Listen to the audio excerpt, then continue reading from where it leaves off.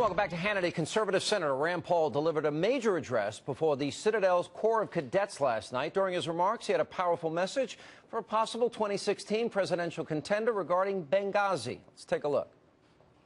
When Hillary Clinton was asked for more security, she turned the ambassador down.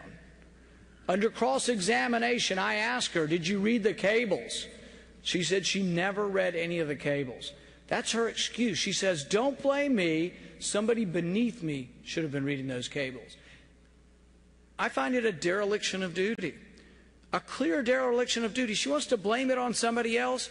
It's absolutely a responsibility, and her failure to provide our ambassador and his mission with adequate security should preclude Hillary Clinton from ever holding high office again.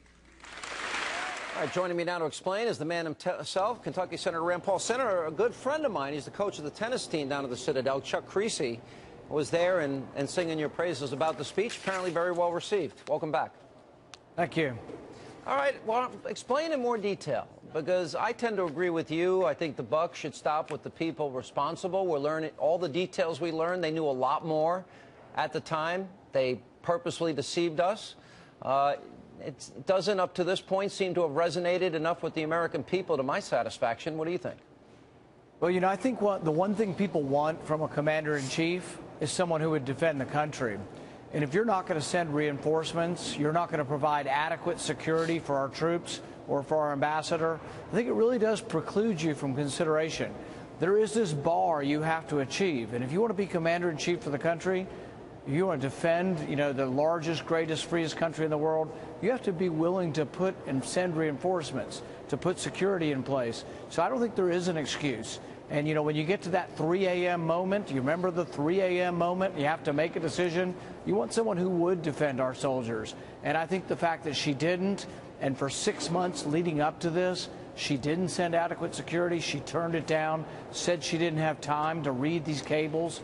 I just think it's inexcusable, and I don't think the American people will elect a commander-in-chief who failed to support the troops. I remember that they kept putting, after the lie was exposed, they kept regurgitating it anyway, that this somehow was related to a YouTube video, which in fact it was not. Let me ask this, because you seem to be weighing into these presidential waters a little bit. I had a discussion about 2016 candidates, and your name came up. And there was an impression among a couple of people that I was speaking with that you're an isolationist. And I said, no, I don't think he is. I think maybe your dad could have, and I wouldn't even use that term against your dad, but you distinguish isolationism from having a smart Defense Department. What's the difference? Right. I think there are two extremes. I think we can be everywhere all the time around the world, or we can be nowhere. If you don't want to be anywhere and you're never going to help anybody or you're not going to defend the country overseas, that's isolationism. I'm not that. But I'm also not at the other extreme where I would say we have to be in every war. I think a lot of times, and in fact I think the constitutional process is, we have to have a debate in our country. And I believe in the Reagan doctrine that says our vital interest has to be threatened, the public has to be behind it, and we have to fight for complete victory. We don't fight for a negotiated settlement like President Obama's been talking about. You fight for complete victory. Yeah. And I think that's what Reagan stood for. Do you read James Carville's suggestion of President Obama that he might want to take a toke off the Toronto mayor's crack pipe, and that followed up the next day by Bill Clinton's comments that the president ought to keep his pledge on, if you like your plan, you can keep it?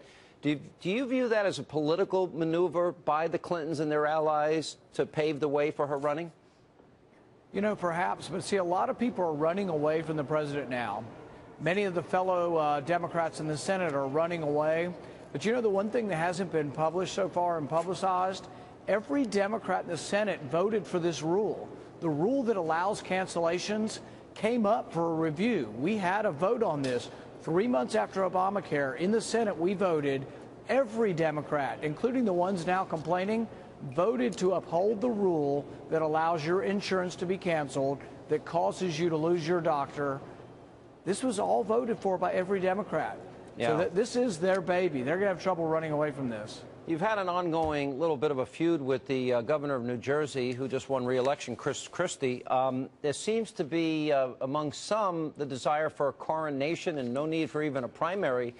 Look, if I was in New Jersey, I would have voted for Governor Christie. But as I look on the horizon and I look at the electoral map and I look at these red states and I look at his position, I don't think the economy is that great in New Jersey, number one. I think some of his appointments, when they're vetted, are going to be deemed very controversial. His position on immigration, gun rights are going to come into play. Does he have a problem, in your view, of getting conservatives in more red states for voting for him? Well, you know, I think the party's big enough to have moderates, and we should have moderates in the party. But what I would say is that there were many Republican governors who chose not to accept Obamacare. The Republican governors who chose to accept Obamacare and to expand Medicaid, it's not really a conservative position. It's not really even close to the center of the Republican Party. It's more close to what the Democrat governors did. So accepting Obamacare and expanding it and bringing it to your state, I don't think that's going to resonate in the Republican primary. We're pretty conservative in the Republican primary, so we'll see. But is there a place for moderates? There is a place. Now, we did have plenty of time to meet with the president a couple of times, but you extended the olive branch and you said you'd love to meet with him, and he turned you down. We're still waiting to break bread or have a beer with him. We've offered him even to come to Kentucky. We'll give him some Kentucky bourbon, but so far he's been too busy. Now, in the spirit of spreading the wealth, are you going to pay for it? Absolutely, yes. We do believe in private charity. All right, appreciate it. Senator Rand Paul with us on the Hannity program.